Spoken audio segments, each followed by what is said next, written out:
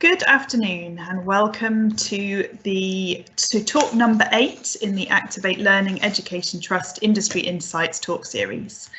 These talks are designed to provide students at ALET schools and colleges with in-depth insights into companies that offer amazing career opportunities.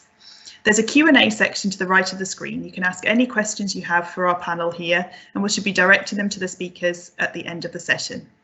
Today, we're delighted to be joined by a panel from SSE Renewables. We have Ross Turbot, General Manager at Greater Gabbard Offshore Winds Limited, Julie O'Brien, Engineering Manager for Onshore Wind Projects, and Jennifer Ross, Graduate Engineer. So now I'll pass over to Ross for an introduction to the company and his role within it.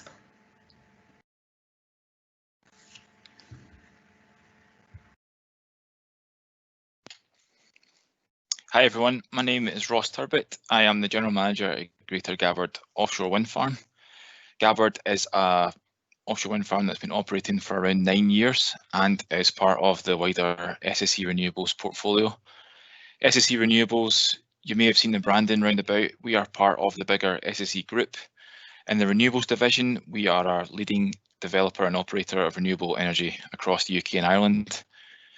We have offices all throughout the country, in Perth, in Inverness, and all across England, and as you know, in Reading and in Thatcham and the like. But we have assets right across from the very north of Scotland to the south of Ireland. We have a portfolio of around about 4 gigawatts of onshore, offshore, and hydro. And a big part of our strategy and objectives is to drive towards net zero, which I'm sure you've all heard lots about. Our main objective at SSE Renewables is to treble our renewable energy output from our 2019 levels to around about 30 terawatt hours of renewables by 2030. So yeah, as I was saying, my role as General Manager at Greater Gabbard, it's an offshore wind farm. It has 140 turbines, which has an output of 504 megawatts. I have been working there for around about 2 years, and Gabbard is a major contributor to SSE Renewables output and electricity output across its portfolio. The general management role, I'll get to that as I go through talking about my career path, but the general management role is quite it's a role in that I'm looking after the site in itself. It's a non-technical role, but it does require lots of technical skills. But as I talk through my career path, how I got here, you'll see that things have contributed or helped me get to this position. So I'll just kick off and start talking about that. I always knew I liked renewables. I lived near a wind farm where I grew up, and always had an interest in green energy, or at least that was around about maybe 12 years ago. I was interested in renewables. So I knew I enjoyed maths and physics, knew that I wanted to do something around about renewables. So went into a technical qualification and started doing mechanical engineering at Strathclyde in Glasgow. Throughout my time at Strathclyde, I did some summer placements, and in that I did a summer placement at Scottish Power, which is based in Glasgow. And eventually, once I completed my degree at Strathclyde, I joined their graduate scheme. Whilst I was on the Scottish Power graduate scheme, I did stints in gas stations, coal stations, hydro stations, wind, and there was one other, but that took me all across the country, and it exposed me to a lot of different people, a lot of different technologies, and a lot of different things. So it was a great chance to see everything that Scottish Power did. After 2 years on the graduate programme, they were bought over. Scottish Power were bought over by a Spanish company, and at that point, it was quite difficult to see my next career step. So with my focus on renewables, the only option was to go outside of Scottish Power, and that led me to a career with SSE Renewables. So about 10 years ago, I got a job in SSE Renewables as an onshore wind mechanical engineer. And when I joined that team, we were made up of ex-aerospace, ex-technicians, apprentices, mechanics, and myself coming in from a degree qualification. So quite a mix of people within the team.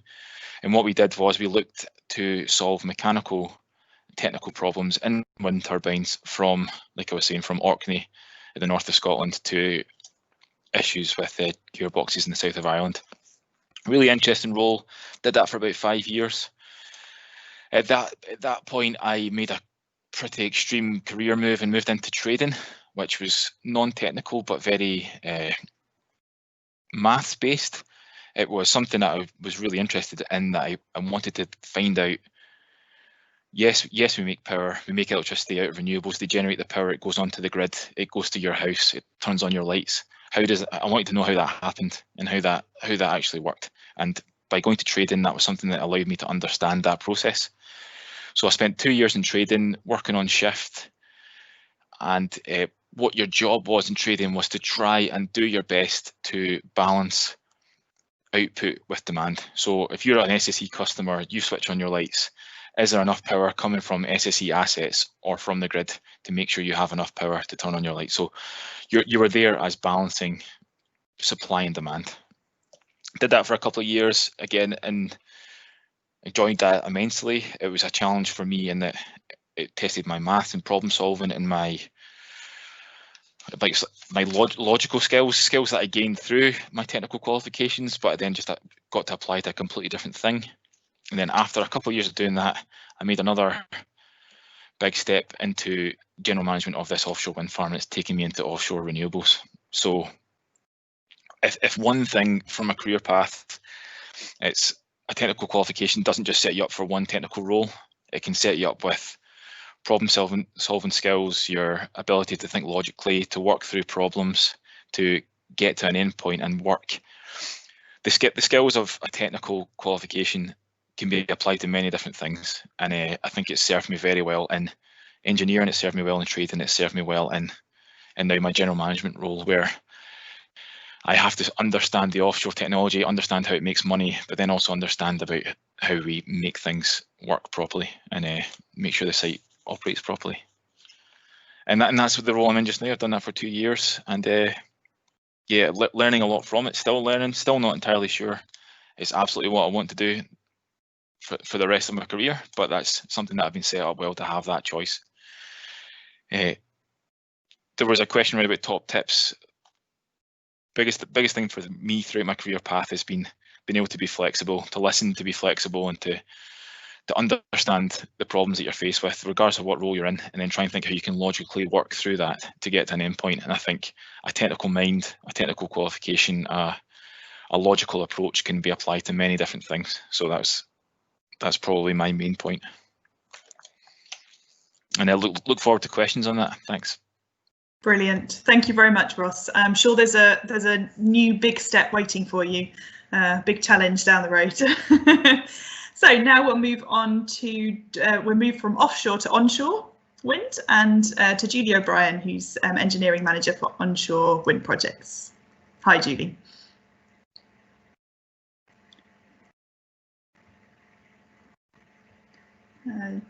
Julie, you're muted.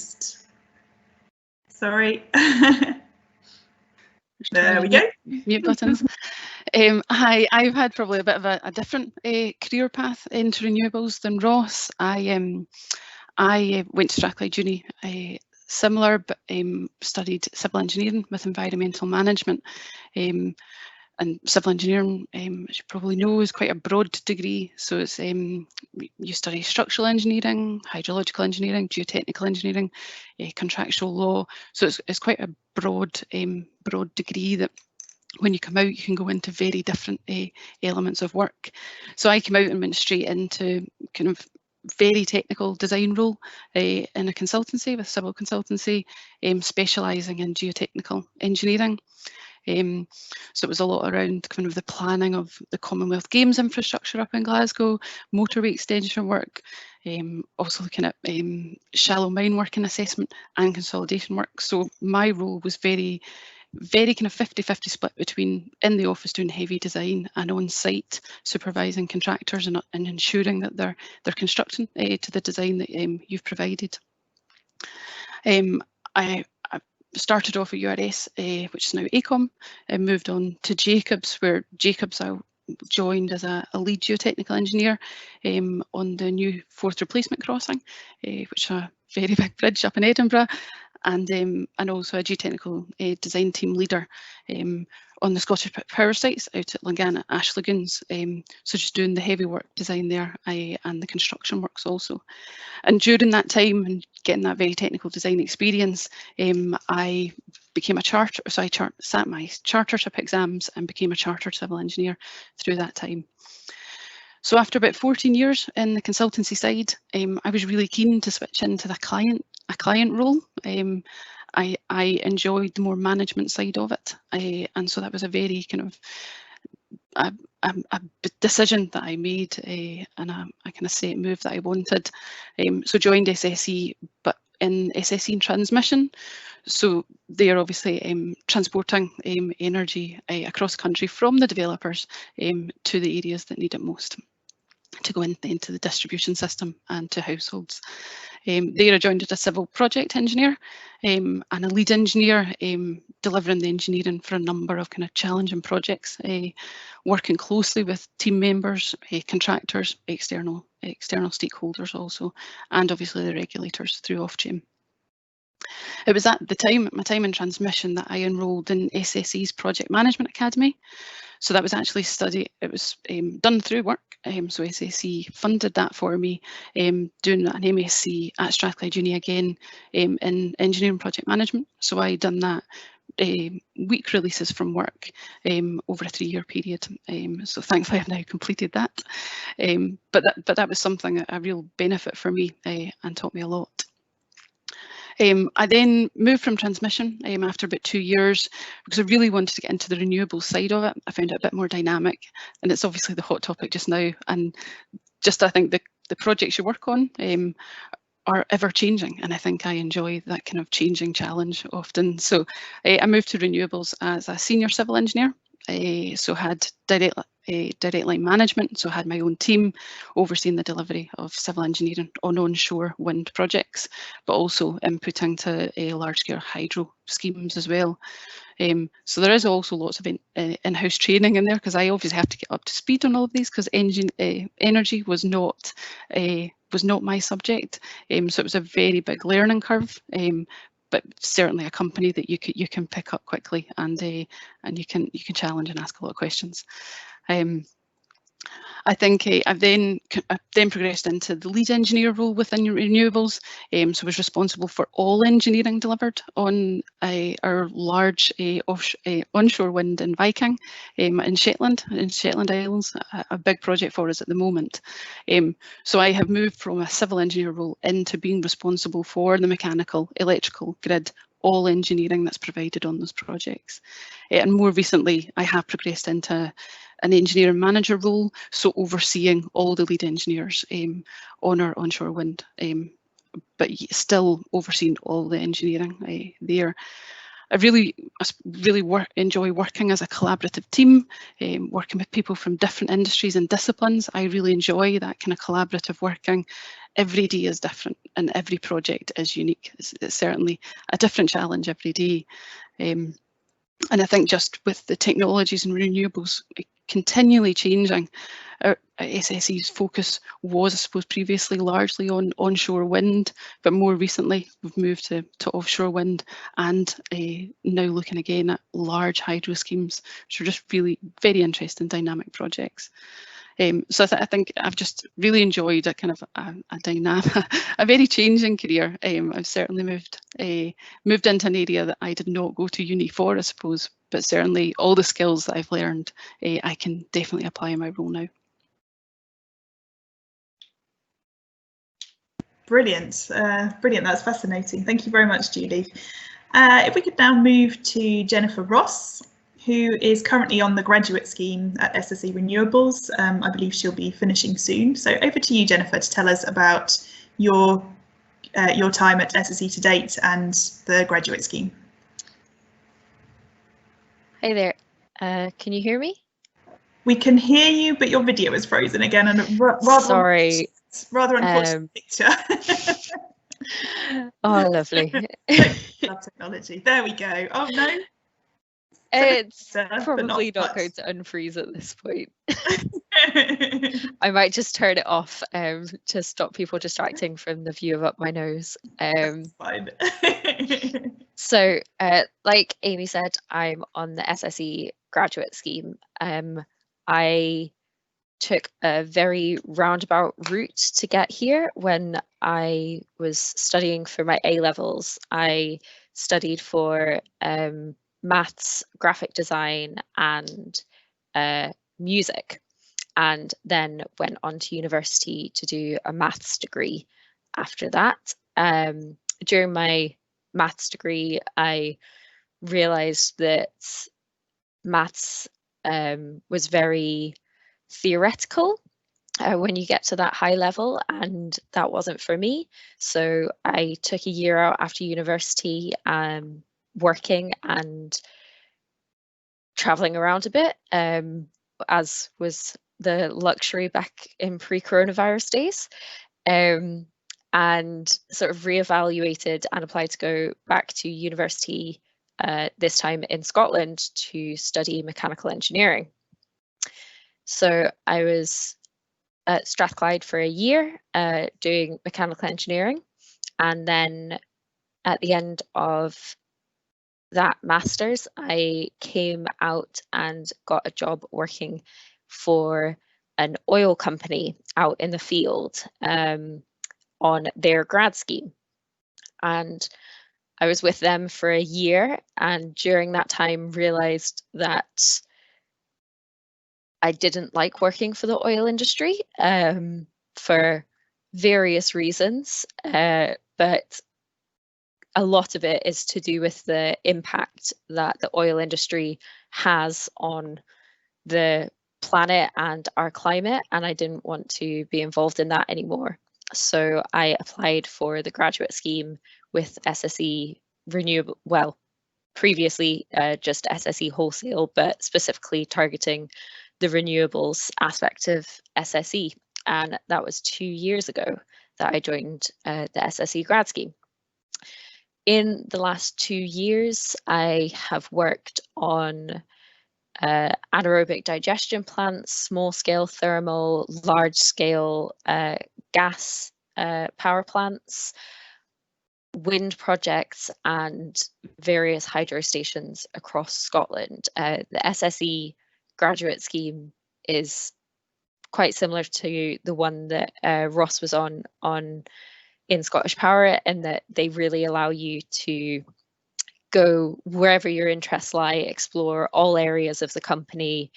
For myself, I stuck with the generation side of things, but we've had other graduates that have gone into HR, into procurement, IT, trading, all throughout the company. And this is really encouraged as part of the grad scheme in SSE to try and get as wide an experience out of your 2 years as you can.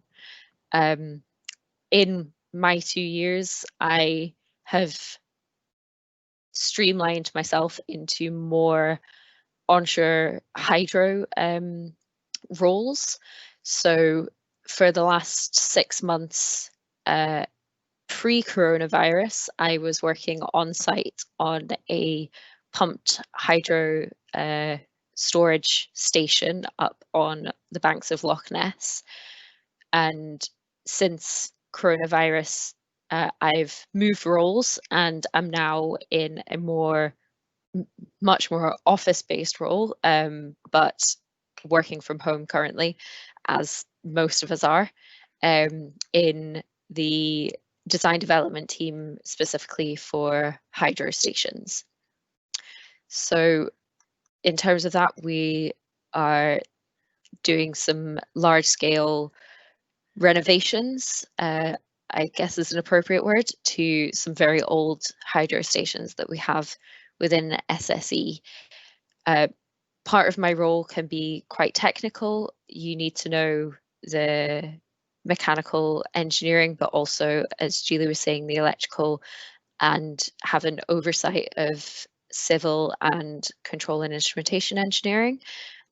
but it can also involve budget management, contracts, working with various teams of people from different parts of the UK and also different parts of the world. For example, we work with contractors out in Germany. So there's a real variety in my day-to-day job, and there's been an even greater variety in what I have been doing since starting with SSE.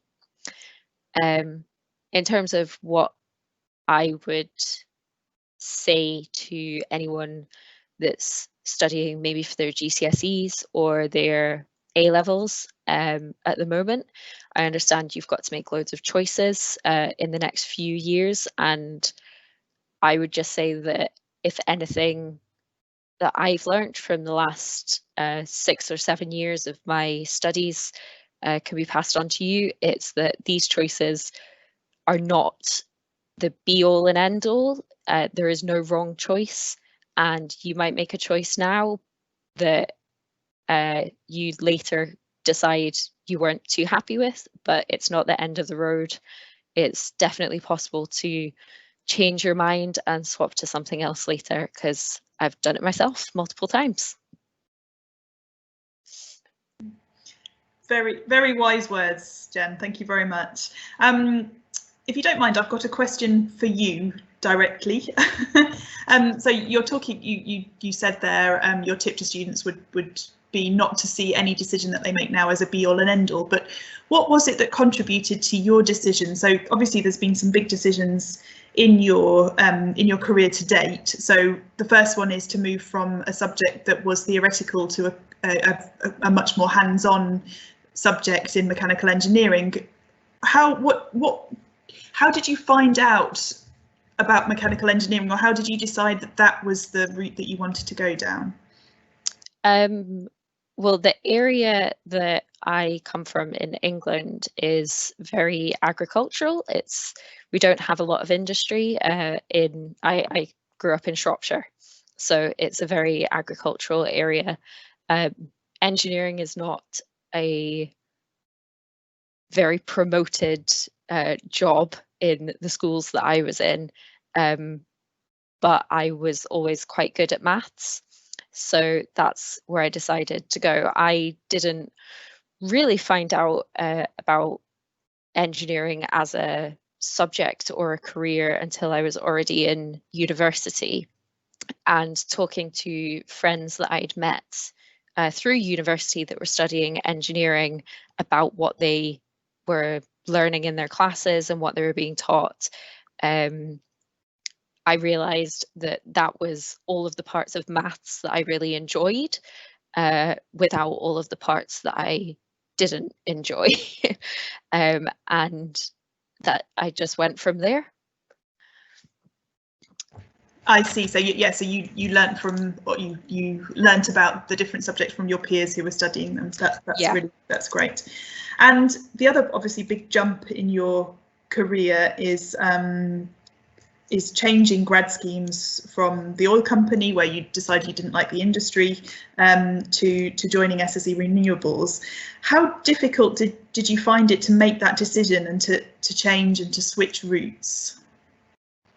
It's not something that you really take lightly, I don't think. There's obviously a lot of different factors, and being in the job market can be quite scary when you're trying to change jobs like that. But I think when you are working for a company, especially at the moment, there's a lot of talk about the values of those companies and how we are impacting the world with what we do. And for myself, after working for a while, I realised that the impact of my job with working in oil was far greater than the joy that I got from that job. So that was it for me, was trying to find a role that I enjoyed, that also allowed me to sleep easier at night, I guess. And renewables definitely does that. Great. Well, I hope that it turns out that you've made the right decision. It sounds like you're doing very well up to now. If I could go to Julie now, please. Julie, you mentioned that you studied to become a chartered civil engineer. What advantages does having chartered status bring, or what made you decide to go down that route? I suppose if you join consultancy, I suppose from the very start there is a drive that you will progress and become chartered. I think just being a member of the Institute of Civil Engineers, it is a recognition of the kind of status of your career. But I think for consultancies particularly, it shows your level of expertise and your ability. And for a consultancy, if it is important, they can charge you at different rates. So for consultancies, they certainly encourage it because they can charge you higher. But for a personal reason, I suppose you are learning, you are constantly developing, and it does give a good kind of marker point of where you are in your career and your experience. And I suppose it's quite a kind of a proud achievement to make. Great, thank you very much. And now a question for Ross. If we could switch to Ross. Now you, in a similar way, but obviously a slightly longer term, you've made some big changes or some big jumps, as you put it, in your career. How did the companies that you were working for and how have SSE helped to support you in developing your competencies and your skills in order to jump into these new big roles that you've been undertaking?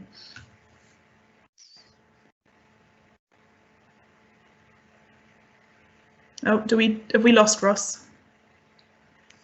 Oh, I'm muted. Is that you got me now? Okay. Sorry. Yeah, they definitely helped in that they supported what could have been seen as quite a risk when they took me on in certain roles. So when I was doing my 5 years with the mechanical engineering team, I switched to trading. It was widely people asking me, am I sure? That was the question that always came up. Are you sure you want to do this? Because it was different. Biggest driver for me in my career is staying. I wanted to do something that was challenging. I wanted to do something that I'm interested in and that challenges me. In that way, I'm going to enjoy the role. So when I switched to trading, by them, well, first of all, it was supported by the company. It was, we have someone that's worked in an industry that then feeds into the trading part of it, and it links the two together. So they were willing to take that to say, yeah, transferable skills. Had an interview, and in that, by them giving you the role, they then sign up to support you to deliver and to be a success. So absolutely supported. I've always had good mentors along the way. I've always had people I can lean on, people I can talk to about what's going on, which has been good. That's something that SSE encourages throughout the business, is if you have someone that has relevant experience, then they will put you in touch with them. And so I think that's something that's been really useful to me. Another thing they then do is then, if there's an opportunity for a leadership role or something like that, I think that's where I started to trend towards, away from the technical and towards leadership. Then they'll absolutely, you have a personal development plan, and then if in that you state that you want to do something, they will say, well, how do we make that happen? And what they did for me was they put me through leadership courses that allowed me to build upon not just the technical knowledge, but then how do you start to apply that to bring the best out of your people. And that's something I've been doing for the last 3 years, and it's something I found really enjoyable, is taking the lessons that I've learned throughout my roles and then going, how can I help others? And it's a really really rewarding part of the role, actually. And it's something that SSE's always been very big on. They identify and they support. So yeah, really positive. Even though the move from engineering to trading back to offshore wind, all of them were seen as a risk to the business, but they make sure that that's not it doesn't play out. They make sure they support you and they make sure that you deliver. So yeah, it's been good. Brilliant. And obviously with the I mean, technology and engineering is constantly developing, so it's in their best interest to keep you trained up and to keep you up to date with the most recent technologies, so that you can benefit the company. Yeah, and for them, it's a chance for them to say, well, there's someone with experience of onshore wind, offshore wind, electricity industry, some hydro experience. It's good for them in that I find myself answering questions about my role that I held 2 years ago, and yesterday I answered a question about something I did 7 years ago. So staying within the company, it does benefit them that they support you on a move that keeps you interested, keeps you in the company, and then you can apply it across lots of different challenges they have. So yeah, it's been good. That's a really good point. Yes, of course, because they're keeping your expertise within, even if you're moving to a different part of the company, they've still got your expertise there. So we've got a question from the audience. I think Julie is probably the best one to answer this, given her design background. So we have a student asking any tips on how to get into design engineering without focusing on a certain type of design. For example, moving from aeronautical design engineer to a design engineer for SSE. Would you have any tips on that, Julie?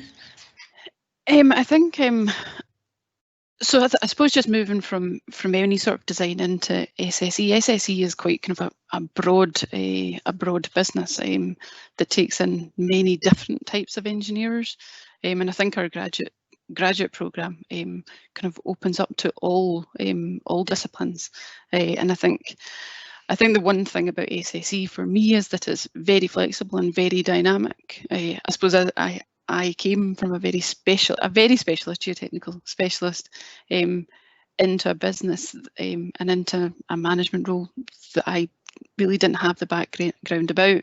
But I think if you can show the kind of key skills, I think you're very flexible. You have really good people skills, and you can ask questions. And I think that's really important for SSE. And they take all different sorts of disciplines and develop you, and are willing to kind of train you up like that. And you can learn just through the projects. It's not a different kind of learning experience for you. Ross, you had something to add to that? Yeah, I would just say that when I joined the mechanical engineering team, that there were 2 aeronautical design engineers within that team. I'm not sure if that's the question, but I think the skills that you find even through aeronauticals, you will be able to apply them to renewables. Yeah. I think it's something even through wind blade design and things like that. I don't know if, yeah. Yeah, it's definitely very transferable skills within the engineering disciplines. Brilliant, great. Ross, if we could go to you, we talk a lot to our students, not just about the technical skills that they're developing at their time in college or in school, but also about what we struggle to find a term for, but we often call employability skills. What would you say are the most important soft skills that a student should look at developing and working on in parallel to their technical skills that will set them in good stead for their career? So one of the things that really helped me, and I think the grad scheme possibly taught me this, and I wish I'd known, was that my style and the way I talk to people has to change depending on who you deal with.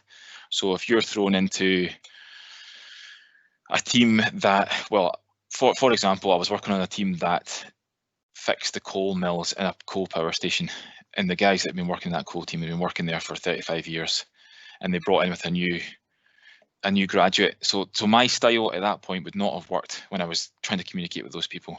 So it was about how do I be flexible? How do I best listen, learn, and understand, and try and apply what I can bring to help them. It was about, I'm joining this team. They don't believe me or trust me or think that I know anything. How do I best bring what I have learned and show them that I can help them? It's maybe not, you're not going in there to say, look how great I am. You're in there to say, like, I'm coming along. I'm going to help this team.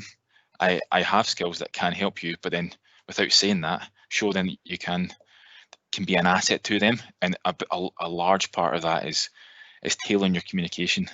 I think if you're coming into a technical role, there's a chance you'll be speaking to management, you'll be speaking to contractors, you'll be speaking to technicians, mechanics. You're going to have to be flexible, and I think it's a really good skill to have, to be able to go, how do I get the information I need? How do I keep people on board? But then how do I translate that into a message to someone else? So yeah, for me, that's something that's really helped me in all my roles. It's just about how do I listen, how do I learn, and how do I best get what I need, as well as what does the team need. Really important message there. Yeah, great. Thanks so much, Ross. So if we could go to Jen now. So Ross has just told us that he learnt very valuable skills around communication and flexibility during his grad scheme. What have you had similar experiences that in skills surrounding, obviously you've learnt a lot on the technical side of things, changing sectors, changing industry sector, and building up your knowledge of renewables. But what about on the softer employability skills side? How has the grad scheme helped you on that side? So in terms of day-to-day, it's quite similar to how Ross was saying, but in particular on the grad scheme, and I think this is in general true for most grad schemes, but SSE does it very well, is we do quarterly training in the soft skills. So I've done training in project management, communications, inclusion and diversity, sustainability within the company, and just sustainability in general, time management, lots of different soft skills that the company arranges for us on a 3-monthly basis and puts us through to really ensure that while we're developing our technical knowledge and our engineering skills on the job, we're also making sure that we're fully rounded employees, because those are the sort of things that you can end up missing out on. Otherwise, you need to sort of dedicate your own time and yourself to training those sort of skills. Brilliant. And we've got a question from the audience that I think is probably best answered by you as well, Jen. So the question is, typically how much time is spent retraining uni graduates and what type of things need teaching? Now I'm going to interpret that as how long is the grad scheme, because presumably most uni graduates would join on a grad scheme, and so if you could just give a kind of the practicalities of the grad scheme, and just a little overview of what's included in there. I know you've touched on it with the employability skills already. Yeah, so our grad scheme is 2 years, and you can apply for the grad scheme while you're still finishing your final year of university, or anywhere up to 2 years after you leave university. So you generally apply before Christmas, and then it would start the following September, and you'll be on the scheme for 2 years. In those 2 years, you are first taken into a team in our in-house engineering centre and sort of shown the ropes while working at a job. So you learn on the job, learn how the company works, and really a lot of people's first experience of being employed outside of university is in those teams. So it's quite a steep learning curve. You'll be with that team for September through to December normally, and in those 3 or 4 months you will organise the following placement or the following team that you're going to go to yourself. And for the next 2 years, that's the pattern that you follow, is every time you're working in a team, you'll arrange with that team to start working with them, how long you're going to work with them for, and while you're working with them, arrange the next team that you go to. So you really get to look at the areas that you're interested in and tailor where you're going around that. And if you think that you want to know more about how the network side of the business operates, then you can go to the electricity transmission and distribution side. If you think you want to know more about HR, you can go into that for anywhere really between 6 weeks and 6 months, depending on your own personal preferences. We also get given a mentor within the company who follows us through the grad scheme and beyond, if that's what we want. And we have a 3-monthly catch up with our manager, the team on the placement, and our mentor, just to keep track of what we're doing, as well as doing the 3-monthly training. So it's quite structured, but it's also very up to you how you want to learn and how you want to go through it and where you want to go with it. Great, thank you. That's really useful. Now I'm going to throw the next question open to the panel. So raise your hands. So we've got an attendee asking, do you know anyone who joined with a material science engineering degree? What was their experience like? Do you think you could join SSE Renewables with any type of engineering degree? Specifically material science, I know one of the graduates started last September with a material science degree, so I can answer that one. Okay, and they're getting on all right? Yeah, she's doing great. Brilliant, wonderful. Julie or Ross, anything to add to that? Sorry, Ross. Yeah.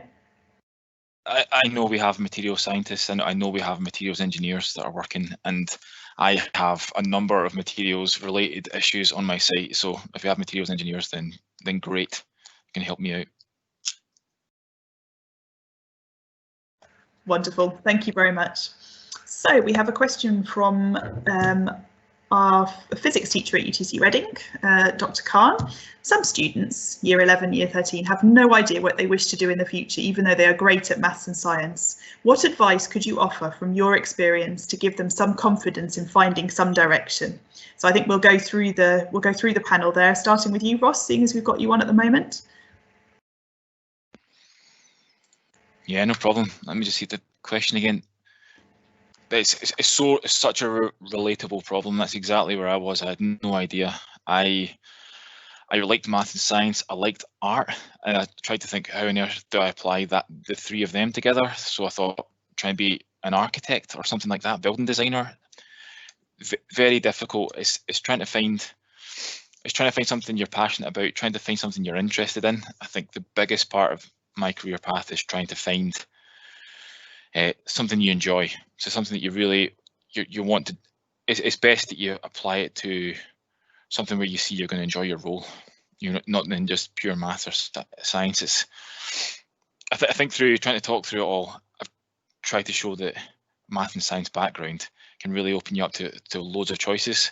When I stepped into my mechanical engineering degree, it was very much because I thought that's just what I had to do. I thought it was quite general in that it would give me options coming out of that. Could I go into motorsport? Could I go into building design? Could I go into renewables? Could I go into other elements of that? And I think, even though it's scary to think an engineering qualification sticks you in that bracket, but I think even during your time of getting that qualification, you have options to do modules and do something that's maybe a bit different, apply it elsewhere. I did a business module when I was doing my engineering degree. I'm trying to think what else I did. I'm sure I did aerospace as well. So yes, you have options, even though you're in an engineering degree, even though you've committed yourself to that, you do have options to see where that can go in terms of a career. I don't know if I have advice about how to decide, but I think at the time I totally relate with that. I did not know, and I think it was just trying to find that I'm passionate about renewables. Great, thank you, Ross. Julie, over to you. Yeah, I think yeah, it's definitely very relatable. I imagine most people are in this situation. I didn't know what to do either. I liked maths and physics as well. I did do I did do work experience placement when I was at school, to be fair, in an architect's office, because I had the same kind of thought of doing an architect. but through that, to be fair, and it was just a week long, I realised that wasn't quite what I wanted to do, and it was just really through, I was looking through university perspectives and stuff like that, researching kind of the different kind of types of careers that you could go into. And ultimately, I chose civil engineering because I spoke to my best friend's big brother who was studying the same thing, and just the elements that he said about being able to be on site and being able to be in the office, for me, kind of sparked an interest. And so I think it's just really important to get experience in different areas and do a bit of research, talk to people in those areas, and see if any of what they're saying really kind of sparks a light in you.